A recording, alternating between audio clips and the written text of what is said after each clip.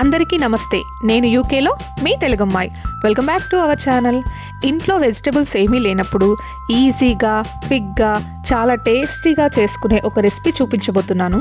అలాగే దాంతోపాటు తెలంగాణ స్టైల్ పచ్చి పులుసు నేను ఎలా చేస్తానో కూడా ఈ వీడియోలో చూపిస్తాను. వీటి రెండింటి కాంబినేషన్ అయితే నెక్స్ట్ లెవెల్ అనే చెప్పొచ్చు. ఇక లేట్ చేయకుండా వీడియోలోకి వెళ్ళిపోదాం. ఫస్ట్ కావలసిన ఇంగ్రీడియంట్స్ని చూసిద్దాం. నేను ఇక్కడ బాస్మతి రైస్ని 2 సార్లు వాష్ చేసి అరగంట ముందే నానబెట్టుకున్నాను.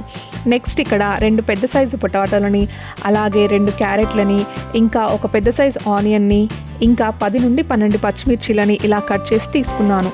ఇంకా 2 రెబ్బల కరివేపాకుని, అలాగే ఇంట్లో కట్ చేసిన పుదీనాని, కొత్తిమీరని తీసుకున్నాను. నెక్స్ట్ బిర్యానీ స్పైసెస్ అన్నింటినీ కూడా ఇక్కడ తీసుకుంటున్నాను.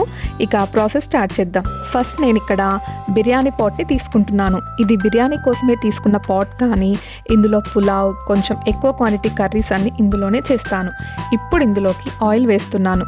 ఆయిల్ హీట్ అయ్యాక స్పైసెస్ అన్నింటినీ యాడ్ చేస్తున్నా.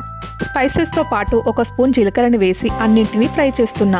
నెక్స్ట్ ఇందులోకి కట్ చేసి పెట్టుకున్న పచ్చిమిర్చిని వేసి వీటన్నింటినీ కూడా కలుపుతూ ఫ్రై చేసుకోవాలి. మిర్చి కొంచెం ఫ్రై అయ్యాక ఇప్పుడు ఆనియన్స్ వేసేస్తున్నా. నెక్స్ట్ కొంచెం కరివేపాకు, ఇంకా అల్లం వెల్లుల్లి పేస్ట్ని వేసి పచ్చివాసన పోయే వరకు ఫ్రై చేసుకోవాలి. నెక్స్ట్ ఇప్పుడు మనం కట్ చేసి పెట్టుకున్న ఆలూ పీసెస్ని, అలాగే క్యారెట్ పీసెస్ని వేసుకోవాలి. వీటన్నింటినీ ఒకసారి కలిపి ఇందులోకి కొంచెం సాల్ట్ని వేసుకొని 2 మినిట్స్ పాటు మూత పెట్టుకొని మగ్గించుకోవాలి. సాల్ట్ వేయడం వల్ల ముక్కలు త్వరగా మగ్గిపోతాయి. 2 మినిట్స్ తర్వాత ఇప్పుడు 3 టేబుల్ స్పూన్ కర్డ్ని వేసుకొని కలిపి మూత పెట్టుకొని మరొక 2 మినిట్స్ పాటు ఉడికించుకోవాలి. 2 మినిట్స్ తర్వాత మూత తీసి ఇప్పుడు రైస్ని వేసుకుందాం. రైస్ వేసాక స్లోగా ఒక్కసారి కలుపుకోవాలి. మరీ ఎక్కువగా కలపకూడదు, రైస్ విరిగిపోతుంది. ఇప్పుడు ఇందులోకి వాటర్ని వేసుకోవాలి. రైస్ని నేను 2.5 గ్లాసెస్ తీసుకున్నాను.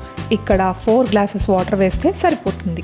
అన్ని వైపులా ఒకసారి కలిపి ఇప్పుడు ఇందులోకి కట్ చేసి పెట్టుకున్న కొత్తిమీర, పుదీనాని, అలాగే టేస్ట్కి కావాల్సిన సాల్ట్ని, 2 టేబుల్ స్పూన్ ధనియా పౌడర్ని వేసుకోవాలి. ధనియా పౌడర్ వల్ల రైస్కి మంచి స్మెల్, అలాగే టేస్ట్ కూడా చాలా బాగుంటుంది. ఇప్పుడు మూత పెట్టి రైస్ని కుక్ చేసుకోవాలి. ఒక పొంగు వచ్చాక మరొకసారి స్లోగా కలిపి మూత పెట్టేసుకొని ఉడికించుకోవాలి. ఇలా కలపడం వల్ల ఈవెన్గా అన్ని చోట్ల కుక్ అవుతుంది. చూస్తున్నారు కదా, వెజ్ పులావ్ అయితే రెడీ అయిపోయింది. మూత తీస్తుంటేనే స్మెల్ అత్తిరిపోయింది. దీనిని ఇప్పుడు పక్కన పెట్టేసి దీనికి కాంబినేషన్గా తెలంగాణ పచ్చిపులుసు బాగుంటుందని చెప్పాను కదా, అది చేసుకుందాం. పచ్చిపులుసు కోసం అయితే నేను చింతపండుని ఆల్రెడీ నానబెట్టేసుకున్నాను. ఇప్పుడు ఇందులో నుండి చింతపండు రసాన్ని వేరు చేసుకుందాం.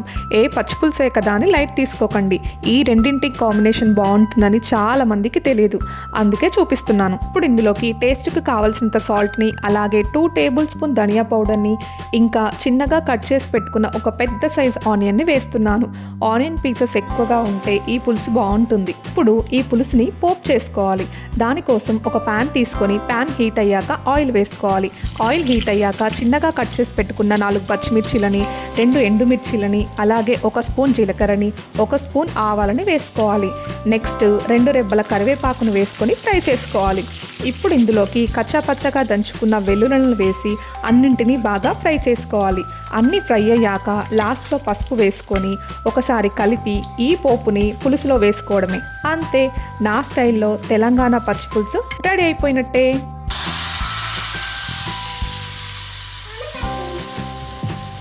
చూస్తుంటేనే నోరూరుతుంది కదా. మీరు ఈ పచ్చిపులుసు ఇంట్లో ట్రై చేయండి. ఇక లేట్ చేయకుండా పులావ్తో పాటు ఈ పచ్చిపులుసు కాంబినేషన్ ఇప్పుడు టేస్ట్ చేసి చూద్దాం. చాలా చాలా టేస్టీగా ఉంది. మా పెద్దోడైతే అస్సలు ఆగట్లేదు. మీరు ఈ కాంబినేషన్ ఇంట్లో ట్రై చేసి చూడండి. మీకు ఎలా అనిపించిందో నాకు కామెంట్లో చెప్పండి. వీడియో నచ్చితే ప్లీజ్ లైక్ వేసుకోండి అబ్బా. అలాగే సబ్స్క్రైబ్ కొట్టి నన్ను సపోర్ట్ చేయండి ప్లీజ్. ఉంటా మరి, bye bye. Thank you for watching.